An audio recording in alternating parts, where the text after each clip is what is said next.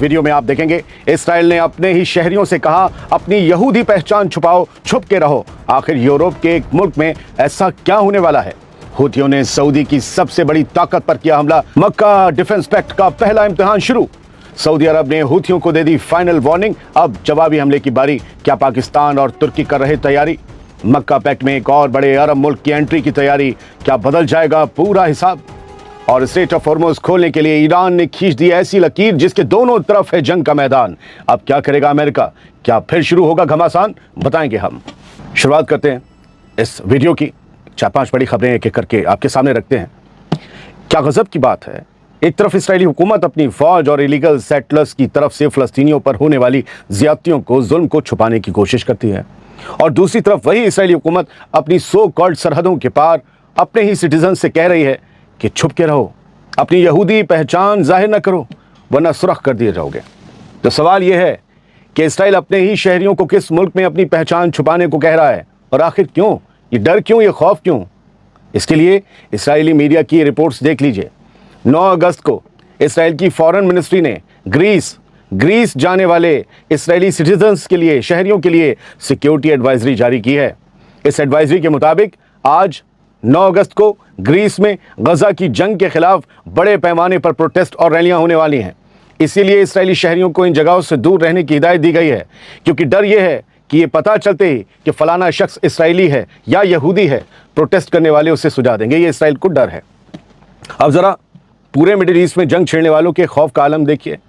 इस्राएली foreign ministry ने अपने शहरियों से कहा कि अपनी इस्राएली या यहूदी पहचान जाहिर करने वाली तमाम चीज़ें, तमाम निशानियां जो तुम्हारे पहनावे में या कुछ पहनने में आती हों नज़र, उन्हें छुपा कर रखो और सोशल मीडिया पर अपनी लोकेशन रियल टाइम में शेयर ना करो। कमाल का डर है दोस्तों। ये प्रोटेस्ट एथेंस, ग्रीस के कुछ आइलैंड्स और दूसरे मशहूर टूरिस्ट इलाकों में होने की उम्मीद है। यानी इस्राएल अपने ही शहरियों से कह रहा है कि दूसरे मुल्क में जाओ तो अपनी पहचान जाहिर मत करो, और प्रोटेस्ट करने वालों से किसी तरह की झड़प या टकराव से भी बचो। यह एहतियात कब आता है? जब आपके अंदर खौफ होता है। खौफ कब होता है? जब आपने कुछ गलत किया होता है। आपको पता है आपने गजा में क्या किया है, आप पर जेनोसाइड के इल्ज़ाम है, आपके ऊपर वॉर क्राइम्स का केस आपके प्राइम मिनिस्टर और डिफेंस मिनिस्टर पर चल रहा है, और आप ये कहते हैं most moral army of the world, हम लोग विक्टिम्स हैं। नहीं, आपको पता है आपने क्या किया है। इसीलिए अपने शहरियों को, जिनका उस जंग से शायद कुछ का वास्ता भी ना हो, उन्हें भी छुपना पड़ रहा है या छुपने को कहा जा रहा है। बढ़ते हैं आगे। आज बड़ी ताकत पर हमला हुआ है सऊदी अरब की हुथियों की तरफ से। हुथीज़ ने सऊदी अरब पर एक बड़ा अटैक किया है, और इस तरह मक्का में जो जुमे को डिफेंस पैक्ट हुआ था उसका पहला इम्तिहान शुरू हो चुका है। अब सवाल यह है कि सऊदी अरब पर हुए इस हमले का तुर्की और पाकिस्तान क्या जवाब देंगे? अगर जवाब नहीं दिया गया तो फिर इस डिफेंस पैक्ट की असल हैसियत क्या रह जाएगी सिवाय एक कागज़ के टुकड़े के?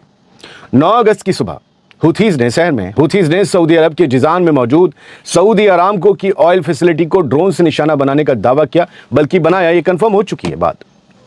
ये ऑयल फैसिलिटी सऊदी अरब के खजाने की सबसे बड़ी ताकत है दोस्तों, बैकबोन है इकनॉमी की सऊदी अरामको। हुथियों के मुताबिक ड्रोन सीधे अरामको की रिफाइनरी से टकराया, जिसके बाद वहां आग लग गई। हुथीज़ ने कहा यह हमला सऊदी अरब की तरफ से यमन के सादा और हज्जा सूबों के एयर स्पेस में किए गए ड्रोन हमलों के जवाब में किया गया। जो हम ड्रोन हमले दिखा रहे थे, हुथीज़ का कहना है कि वो सऊदी अरब ने किए थे।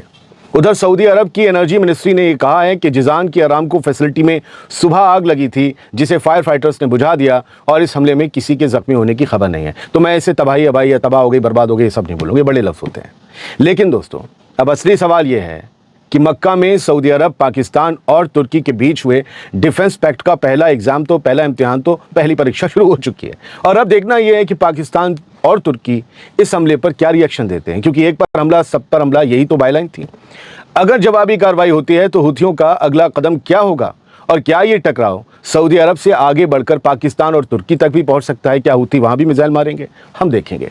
मगर हुथीज़ ने तो ये दिखाने की कोशिश कर ही दी कि वो किसी भी डिफेंस पैक्ट से घबरा नहीं रहे, बल्कि उसे टेस्ट कर रहे हैं, परख रहे हैं। बढ़ते हैं आगे। इसी ज़मीन की दूसरी खबर सुनिए। हुथीज़ ने सऊदी अरब पर हमला किया, तो अब सऊदी अरब ने भी साफ कर दिया है कि वो इस हमले का सख्त जवाब देने जा रहा है। ये क्लियर हो गया है अब, यानी अब खेल बड़ा होने वाला है। सीन और पिक्चर पहले से कहीं ज़्यादा खतरनाक हो सकती है। 9 अगस्त की सुबह आई खबर के मुताबिक सऊदी अरब की फॉरेन मिनिस्ट्री ने कहा है कि मुल्क यानी सऊदी अरब अपनी सिक्योरिटी और खुद मुख्तारी की हिफाजत के लिए हर ज़रूरी कदम उठाएगा। सऊदी अरब ने यूएन सिक्योरिटी काउंसिल यूएनएससी के उस बयान का भी खैर मकदम किया जिसमें सऊदी अरब पर हूथियों के मिसाइल हमले की मजम्मत की गई है। यूएनएससी में China, Russia, US, Britain, France, ये सब है। तो उन्होंने भी मजम्मत की और सऊदी ने उसका खैर मकदम किया है। सऊदी फॉरेन मिनिस्ट्री ने कहा है कि सऊदी अरब को अपने शहरियों, अपने वसाइल और अपनी अहम फैसिलिटीज़ को किसी भी हमले से बचाने और अपना दिफा करने का पूरा हक है और हम अब इस हक का इस्तेमाल करेंगे। सऊदी अरब ने इंटरनेशनल कम्युनिटी से भी कहा कि यमन की असली हुकूमत जो अदन से चलती है और उसकी हाकमियत के तहफ़्फ़ुज़ के लिए अपनी जिम्मेदारी पूरी करें और उन कार्रवाइयों के खिलाफ सख्त रुख अपनाएं जो रीजन की सिक्योरिटी और अमन को ख़तरे में डाल रही हैं। यमन की हूथीज़ की हुकूमत सना से चलती है। इस हुकूमत को सिवाय ईरान के और किसी ने दुनिया भर में तस्लीम नहीं किया, किसी मुल्क ने।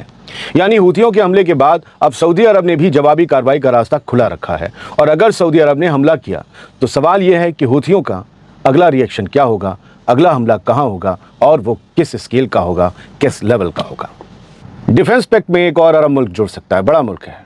मक्का में बने सऊदी अरब, तुर्की और पाकिस्तान के डिफेंस पैक्ट में मिस्र यानी इजिप्ट भी शामिल हो सकता है और अगर ऐसा हुआ तो रीजन की सिक्योरिटी का पूरा हिसाब किताब बदल जाएगा, पूरी इक्वेशन बदल जाएगी। तुर्की के फॉरेन मिनिस्टर हकान फिदान ने कहा है कि मिस्र के भी इस नए डिफेंस एग्रीमेंट में शामिल होने का इम्कान है। यानी सऊदी अरब, तुर्की और पाकिस्तान के बाद मिस्र भी इस नए रीजनल डिफेंस अलायंस का हिस्सा बन सकता है, क्योंकि रेड सी में कुछ भी गड़बड़ होती है, हूथी कुछ भी करते हैं, उसका असर मिस्र में भी पड़ता है, याद रखिएगा। इस पैक्ट का मकसद यह है अगर इन मुल्कों में से किसी एक पर हमला होता है तो उसे सब पर हमला माना जाए और मिलकर उसका जवाब भी दिया जाए। अगर मिस्र भी इसमें शामिल हो गया तो रीजन में एक ऐसा बड़ा मिलिट्री अलायंस बन सकता है जो अमेरिका की सिक्योरिटी गारंटी पर अपनी डिपेंडेंसी, अपनी निर्भरता कम करने की कोशिश करेगा। और यही वजह है कि इस डिफेंस पैक्ट को मिडिल ईस्ट की बदलती सिक्योरिटी पॉलिसी में एक अहम कदम माना जा रहा है। जिन्हें नहीं पता उन्हें बता दूं, तुर्की की मिलिट्री बड़ी है, पाकिस्तान की भी है, लेकिन इस रीजन में इजिप्ट की मिलिट्री पावर बहुत बड़ी है और वो उस वक्त भी थी जब मिस्र और बाकी अरब मुल्क फ़लस्तीन के लिए अपनी फ़ौज ज़मीन पर उतारकर इसराइल से लड़ रहे थे। 3 बार लड़े। जिन्हें नहीं पता उन्हें बताते रहना चाहिए क्योंकि उन्हें आज का सिर्फ व्हाट्सएप ज्ञान हासिल है। आगे बढ़ते हैं। ईरान झुकने को तैयार नहीं, वो लड़ने को तैयार है और उसका इरादा उसकी नई शर्तों से जाहिर हो रहा है जो 9 अगस्त को भी दुनिया भर के मीडिया में छाई हुई हैं।